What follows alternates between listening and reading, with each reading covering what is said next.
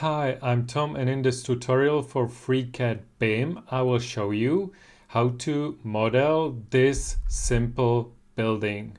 I will show you how to create walls with windows and doors, columns, beams, roofs, and slabs.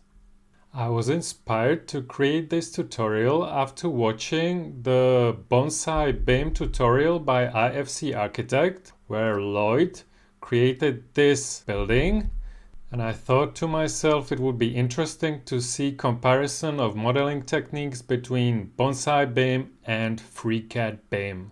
Bonsai BIM is a free open source BIM software, so it's easy for you to download and use both Bonsai and FreeCAD BIM. The link to the Bonsai download page is in the description box below. So I'm in FreeCAD. I'm using FreeCAD 1.0 in this tutorial, and I will start new BIM architecture project. And I will not be explaining each step that I do in the detail. You can watch my other tutorials which go much more in detail with each steps. So I will be moving on quite swiftly. Now it's important to see which snaps I'm using. Also pay attention to which working plane is turned on and which view I'm looking at my project. So in the new project, I will turn on the grid and look from the top, and I will start by creating wall, and I will set up the wall. So I will change the width according to what IFC Architect has done. So the outside wall had width 200 and the height was 3500 millimeters, and I will change the alignment to left, and I want to start here. So I will turn on snap to the grid and I will start drafting here. Now I will turn off the snap to grid and make sure that this snapping is turned on. Now I will move my mouse up and hold shift to lock the direction to y-axis and type in 3500 and hit enter. So this is my first wall created. And again, from the top view, I will create a second wall. I will snap to this point, hold shift, point my mouse here, and this will be 4250. So these dimensions are the same that IFC Architect is using. Here I can hold shift and move my mouse here and click on this snap, so it locks it here. So I've got these three walls. Now I will create this smaller wall. So again, a new wall, but the height is only 3000 millimeters, and I will snap here and snap here. So these are my walls, but you can see that there are some overlaps here the way I created the walls.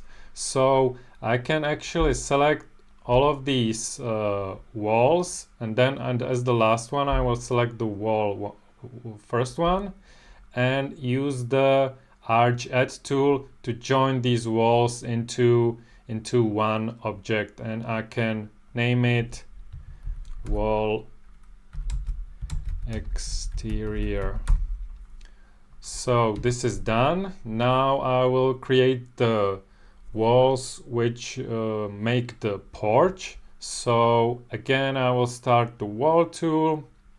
The height is okay, the width is okay too. I will start here, and if I move my mouse here, I can see that the alignment of the wall is not correct, so I will change it to right, and again hold shift and type in -1500, hit enter, and the next wall I will start here, hold shift and click on this snap point. Now here I made this wall with the wrong height. The height, I think IFC Architect did the height 1200 millimeters, so I will change the height of the wall like so, and then again select both of those walls and join them into one, so this overlap is this is done. So these are the exterior wall. Now let's create the interior walls. So again, I will start the wall tool, and the interior walls have just 100 millimeters thickness and 3000 millimeter height. That's all right. And I will start here, and the alignment is wrong again, so I'll change it to left. Move my mouse here, hold shift, and this length is 1100 millimeters. And I will select this new wall and move it in this direction in its minus 1000 millimeters.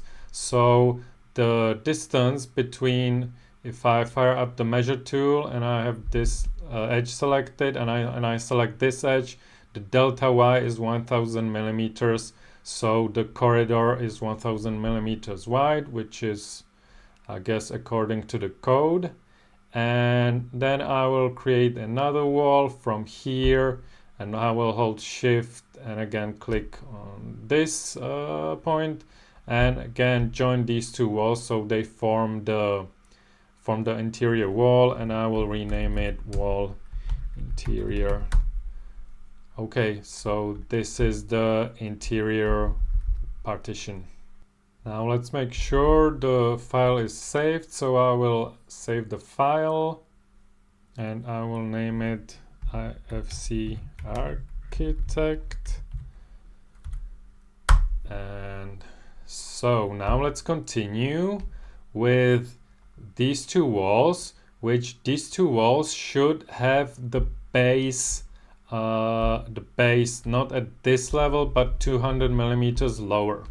But I joined them, so I have to actually do with this inner wall that I joined, I have to switch the option of move with hosts to true, so they move together. So now I can select this wall, fire up the move tool, click somewhere here, type in Z, so I move only in the Z axis, and type in minus 200 and hit enter. And these two walls, the base is moved 200 millimeters below the 0 level. Okay, now let's deselect everything and let's create doors. So I will fire up the door tool. Here I've got my settings, simple door. The width is together with the frame, so this would be for the entrance door, this would be too not wide enough.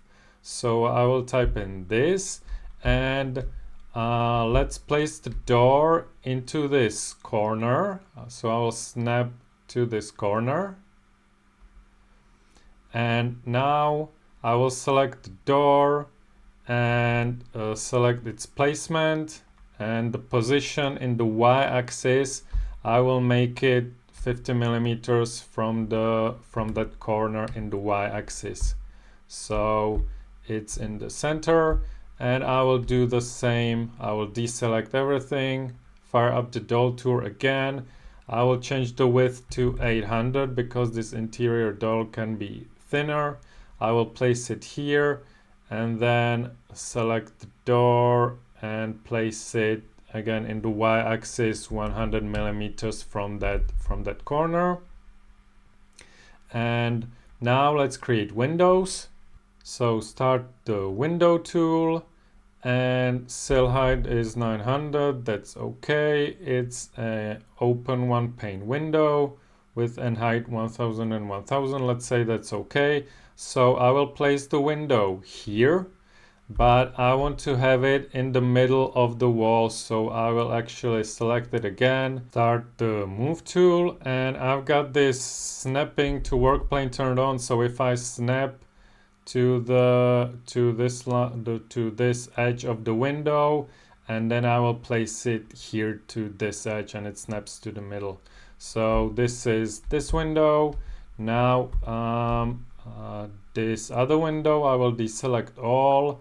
I think Lloyd was just winging the position, so I don't think it was positioned exactly. So if you just want to place it and it doesn't matter where exactly, you can turn on this snap near on, and it snaps to the nearest point. So I will just click here, and I will turn snap near off, because it's not good practice to have it turned on all the time. Okay, so now let's create the floor slab of the main building. So I will look from the top, and again, because I have this snap working plane turned on, I can start creating a rectangle. I will make sure that it's filled, and I will snap to this endpoint, snap to this endpoint, and I created a rectangle here at the bottom. And now I will select it, this rectangle, and I will create slab out of it, and I will name it so that I know that it's floor. And the thickness of the slab, the height is 200 millimeters, which is correct. This is the same as Lloyd had. And I can see I did mistake with this wall. If I look from the front, when I was moving these two walls down, I had this wall and also this wall selected independently. So this one was moved also 200 millimeters below the original one. So I will just select this wall, and I don't have this one selected, and I will select the move tool, click here, type in Z and move it 200 millimeters up, and you can see that now the bottom is at the same level. So I fixed this mistake. So now let's create the roof, and I want to create the roof at this level, 3000 millimeters. So I will select this face. I've got the face selected, and click this current working plane button. So the working plane was set to the face that I selected. Now if I look from the top, I can create a rectangle from which I will create a roof. So I will click here and click here, and the rectangle is created. And now I will select the rectangle object and start the roof tool. So this created roof out of the rectangle, and I need to set up the roof. So I will double click the roof, so I'm in the roof edit mode. And now I need to change the angle. So if I change the angle to 0, so I know that this 0 ID is this edge. So I know that this one should be 5 degrees and all these others should be 0 degrees with 0 overhangs. 0, and this overhang, actually I think Lloyd did 200.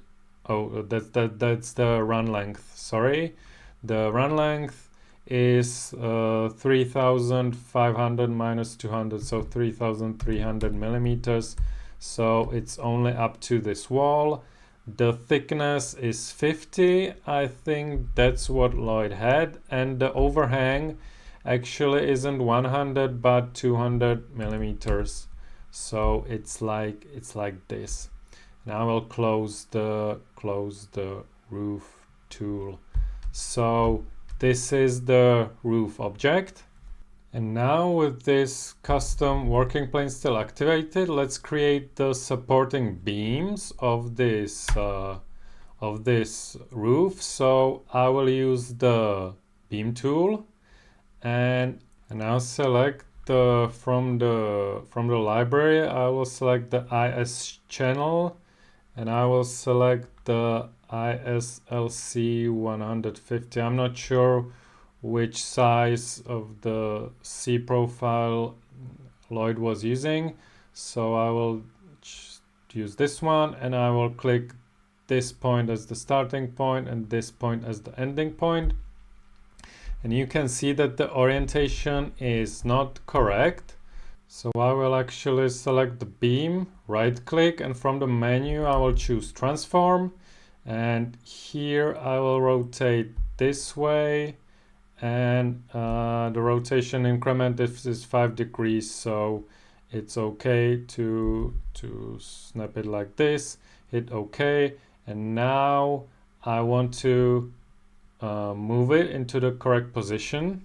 And for that, I will actually hide the roof, and I will select this face and make the working plane active like this.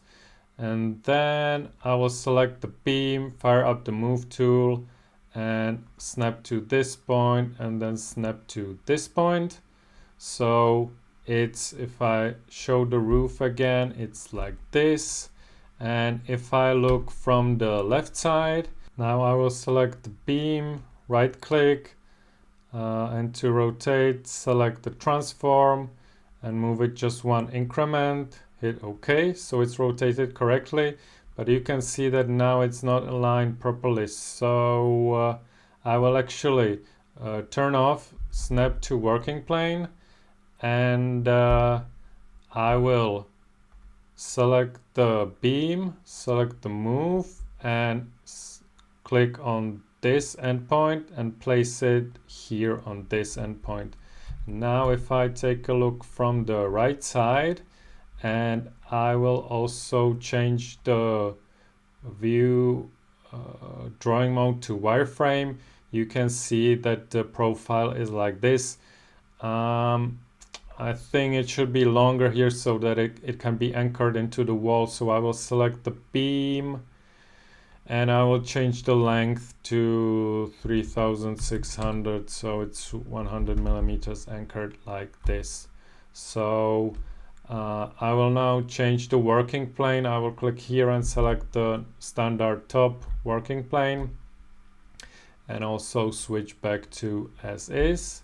So this is the 1C profile, and I will create an array of these beams. So I will select the beam, fire up the array tool, and it's in X direction. There will be four pieces, in Y direction only one, and X interval is 1200, but it's with minus because it's in negative X. So if I hit OK, now I have 4 of these profiles which hold the roof.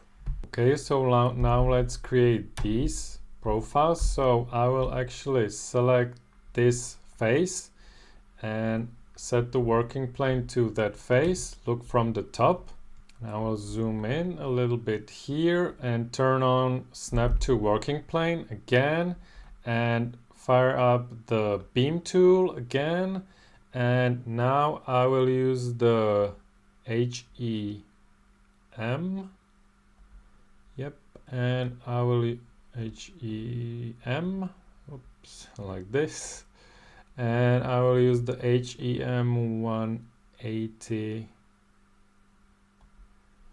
and I will start at this endpoint and hold shift, and the length will be 1400, and I will move this beam in this direction, so it's minus 1400. Now I will create a new beam, and it will go from here, and I will hold shift to snap it here, so it's created like this. You can see this overlap is not really pretty, and the height is a problem. We need to move both of these beams 100 millimeters lower. So I will again use the move tool, type in Z minus 100, and I will, as I have them selected, I will join them. You can see that this detail is not exactly pretty, but we will just live with it for this simple tutorial. So now we will create a column here. So again, I will select this face and make this a work plane. So the column will start here, and let me say from the top, I will fire up the column tool, and I will use the Arch AS profile, and the size will be 180 by 100. So let's say this one, and first I will place it, let's say here, and you can see that it's not placed correctly. So in the floor plan, I want to align this corner with this corner. So I've got the column selected, fire up the move tool, click this corner and snap to this corner, and the column is placed correctly. Now we need to make it a bit higher. So I will select the column and make the height 1600, so it's up to here. Now let's create slab in this area so it's covered from rain. So I will again create rectangle, and let me first hit escape. I will again change the working plane. I will select this face and change the working plane here, so the rectangle is created up here. And I will fire up the rectangle tool, snap to this point, snap to this point. The rectangle is created here, and I will create a slab, which will be, it has the 200 millimeter height, which is correct. And I will name it roof terrace. Okay. Now what's left for us to do is this ramp. So I will again switch to the top XY working plane, and I will again create a rectangle. I will start as IFC architect did. I will start here, even though I think it's not ideal. And the next snap point is in this corner, and it's again snapping to the work plane. So it's like this. And then for the ramp, I will actually use the polyline tool, and I will first snap to this point, then I will snap to this point, then I want to snap to this point, but it's snapping to the working plane. So I will remove this option, and now I will click here, so it's snapping to that point really, and click here and then choose close. So now we've got this ramp, and I don't like faces, so we should actually make it a slab. And let's make the thick height, let's make it 50, and let's create slab from this one too, and let's change the thickness, the height to 50, and let's join these two objects into one, so it's one slab, and I will actually name it ramp. So all of the geometry is done, and now what's left for us to do is create spaces. So I will hide the roof and look from the top. I've got the top working plane turned on, and I will again enable snap to working plane, and I will create a rectangle, snap to here, snap to here. So it's one rectangle, and then I will create a new wires, and I will snap here, oops, undo the last one. I will snap here, snap here, snap to this endpoint, and then close. So I created two objects which copy the floor plan of the rooms, and this wire I will extrude it along, and the height will be 3000 millimeters. So this object is created, and also this rectangle, the same height.